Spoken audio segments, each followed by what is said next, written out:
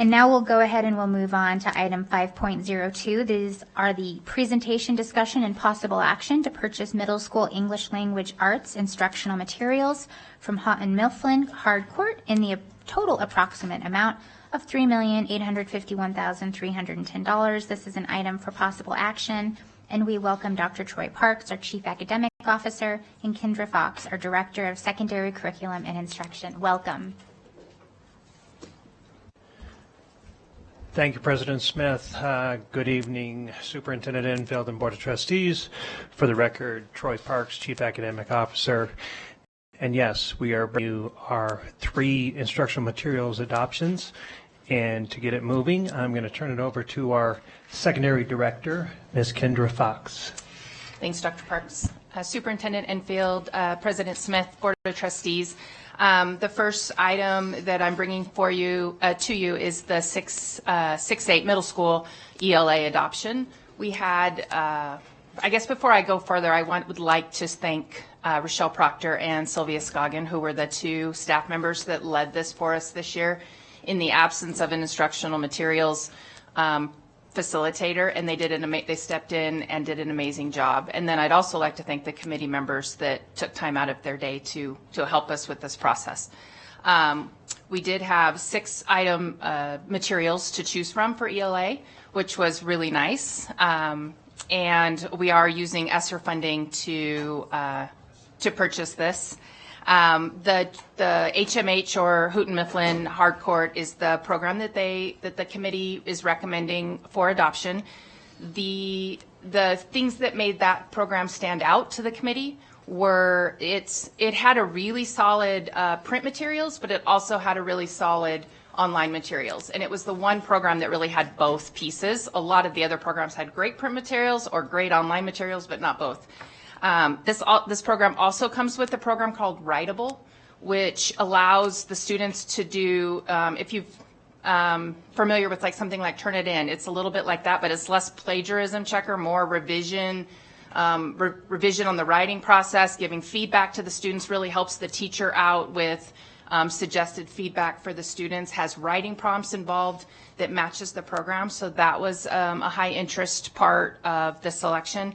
Also, the program, some of the other programs had text within it that were traditionally 9th grade text or traditionally 6th grade or 5th grade text.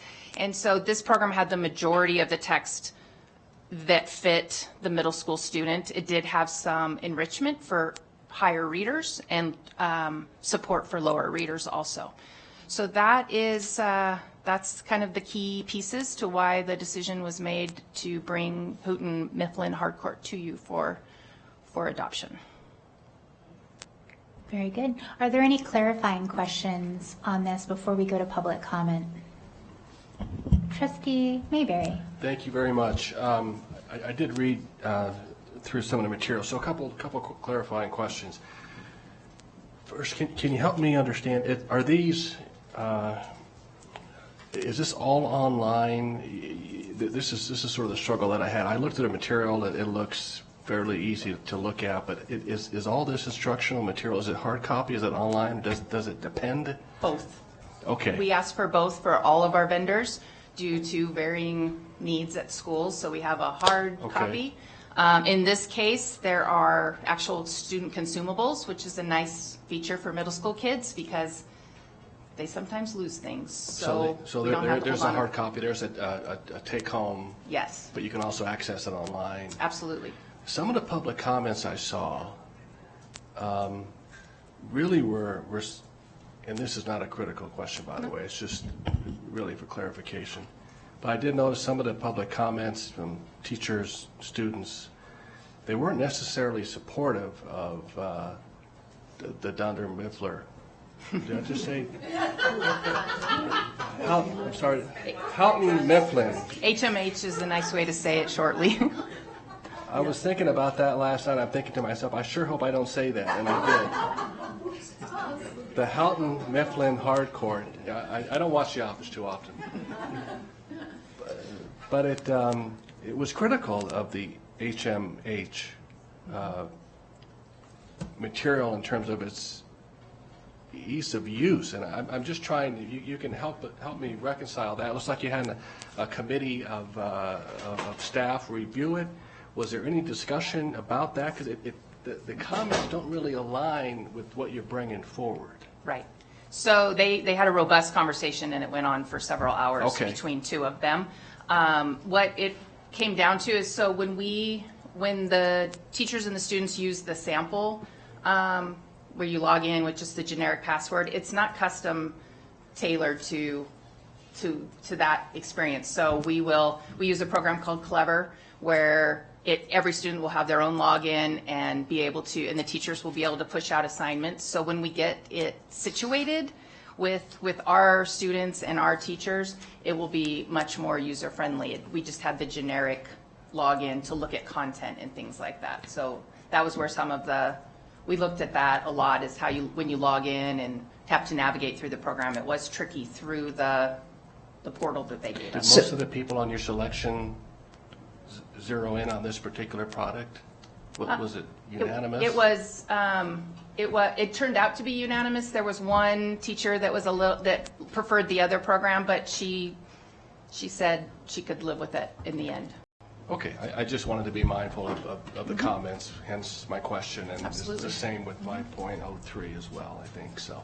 Trustee Mayberry, I would just want to add, in having been part of multiple adoptions over the course of my career, I have yet to find any set of materials that gets a unanimous vote. We're always going to have people who say, I didn't like it for this reason, I would have rather that we gone with that, and ultimately we go with the majority rule. But so I just wanted to put that out there. It's not uncommon to have people weigh in and say. And I mean, and in no means am I suggesting it should have been unanimous. I just noticed it wasn't. The comments just really weren't very favorable. That's all. And I want an explanation. But thank you.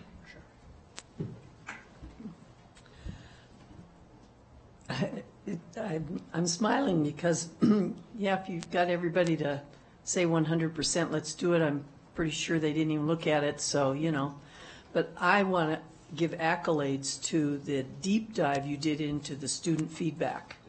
That was wonderful. And some of the comments were, some kiddos I think were having a hard day, and other kids were absolutely enjoying the experience. So to me, that student feedback, of course teachers as well, was really important, and I appreciate that you did that and you shared it with us. That's the best part. Excellent. Seeing no other lights, we'll go to public comment. JJ? Janet Butcher. Hi, Ms. Butcher. Welcome. You get to lead us off every single time. I think it's the B last name. Janet Butcher, and I do like to be first. One of my concerns was answered. I was wondering if parents had reviewed it, because I wanted to make sure that there wasn't in any of the materials communist or sexualization information hidden in the content, and I'll get to that and why I'm bringing that up in any of this material. But I was surprised that the trustees haven't reviewed it themselves. I would hope that they had, because you're making the ultimate decision. So one of the reasons I bring up something hidden in it was that this was several years ago, but my granddaughter was given an assignment to pick out a book, bring it home, and we had to read it to her. And it was written by a children's author. It was not a children's book. As we were reading it, and she wasn't reading it, I was reading it to her, and in it said, and as I reached up underneath her dress, that was not for a third grader, but that's why, because we have so much hidden stuff in all of what is going on in our schools,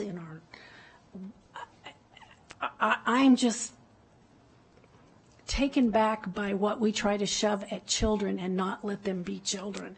So I'm just wondering if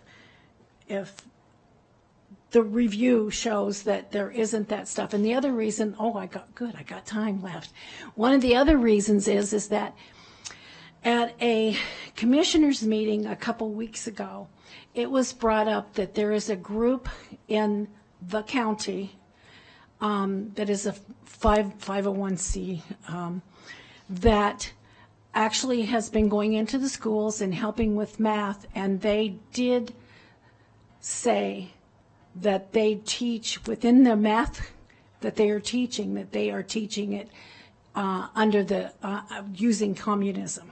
So I don't know if you're aware of that, but yeah, and they got a donation from the county, but they okayed it before they found out that this was happening. So Thank you very much. JJ, really quick, just to make sure everybody's clear, the trustees had full access to all of these materials, as did every single member of our public. So the review process, in addition to having these committees, it also goes out to every single person in the community. It's all wide open, lots of sunlight. And so we actually get feedback through that curriculum adoption process. Thank you, Madam President. I feel like I just need to correct the record. I don't believe that there's anything hidden going on with our schools. I do know I visit schools and there's parent involvement. I've seen parents in our schools. So any materials out there are easily accessible to parents that are in there volunteering. All right, JJ, our next speaker. Michelle Hull. I'm going to decline this comment. Okay, thank you, Ms. Hall. That's all for now. Excellent. All right, let's bring it back to this body if there's any additional discussion, or we can make a motion. Trustee Church. Very quick comment. I did review the material. It was very hard to navigate the site. Very, very difficult, but I did review it and look at what I could. Excellent. Trustee Mayberry. I'll go ahead and make a motion if you're ready,